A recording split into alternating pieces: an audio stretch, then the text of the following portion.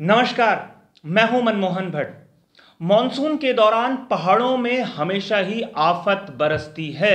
ये आफत बारिश के रूप में ही सामने आती है, चाहे वो जम्मू कश्मीर हो, चाहे वो हिमाचल प्रदेश हो और चाहे उत्तराखंड।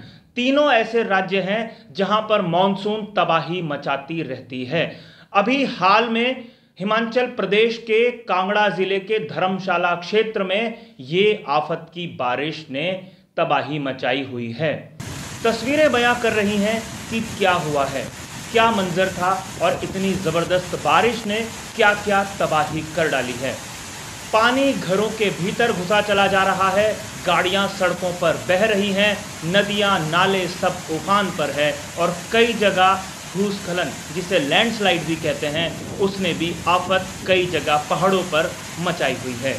कई बड़े सवाल खड़े होते हैं, कई समस्याएं कई वर्षों से मुंह के सामने खड़ी हुई हैं, लेकिन उन समस्याओं का समाधान नहीं होता। प्रकृति के सामने तो हालांकि किसी का बस नहीं चलता, लेकिन फिर भी ऐसा बहुत कुछ है जिसे थामा जा सकता है, जिसे रोका जा सकता है। आज बात हो रही है बादल फटने की। वास्तव में बादल फटना क्या है, सबसे पहले इसको समझिए। अगर किसी एक क्षेत्र में एक घंटे में 100 मिलीमीटर बारिश हो, या 10 सेंटीमीटर का पैमाना भी इसे कहा जाता है, अगर एक घंटे में इतनी बारिश हो तो उसे बादल फटना कहते हैं। और जब एक पर्टिकुलर क्षेत्र में इतनी बारिश होती है तो वहां पर तबाही होना बहुत स्वाभाविक ही है, क्योंकि जो हिमालयी क्षेत्र है वो बहुत कच्चा क्षेत्र है, ताज़े पहाड़ हैं, कच्चे पहाड़ हैं, और जैसे ही पानी का प्रेशर उन पहाड़ों के ऊपर पड़ता है वो पिघलते हुए चले जाते हैं। पिघलने का मतलब जो मिट्टी बालू उन पहाड़ों के ऊपर हैं वो बहना शुरू हो जाता है और मलबे के साथ वो बहता चला जाता है। आपने इस तरीके की आपदा 2013 में केदारनाथ धाम में देखी, 2010 में उत्तराखंड के कई दूसरे क्षेत्रों में देखी, 2010 के आसपास जम्मू कश्मीर के कुछ हिस्सों में भी इस तरीके की घटना देखने को मिली है। नॉर्थ ईस्ट भी हिमालयी क्षेत्र है, निचला क्षेत्र है, वहां पर भी इस तरीके की घटनाएं कई बार देखने को मिलती हैं। अब बात आती है कि आखिर ये बादल क्यों फटता है, बादल कैसे फटता है। 10 सेंटीमीटर बारिश अगर एक घंटे में एक क्षेत्र में हो जाए तो बादल फटना उसे कहा जाता है।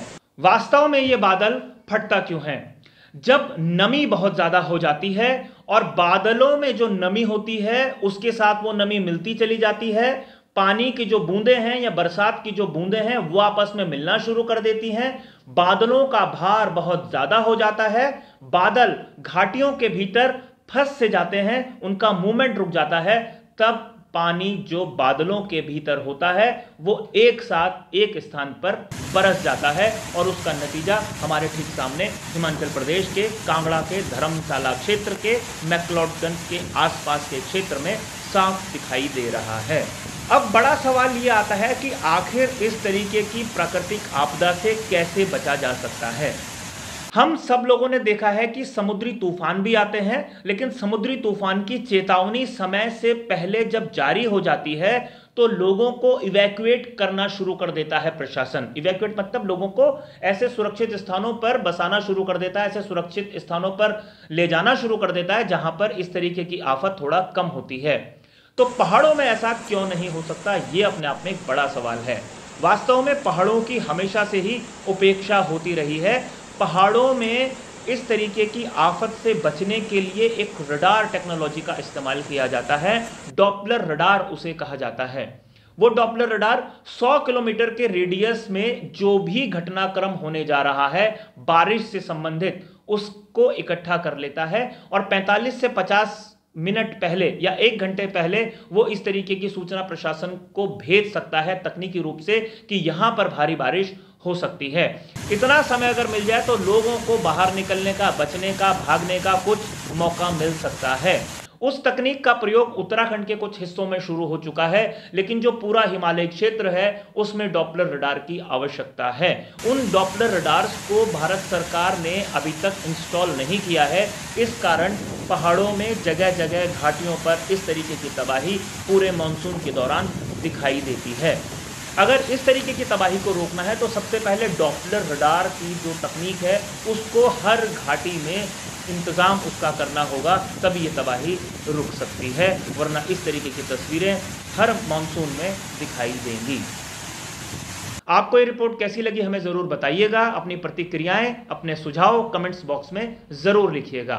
और आपने अगर अभी तक इस चैनल को सब्सक्राइब नहीं किया है तो इस चैनल को सब्सक्राइब ज़रूर कीजिए। अगली रिपोर्ट में आपसे एक बार फिर मुलाकात होगी। तब तक के लिए नमस्कार।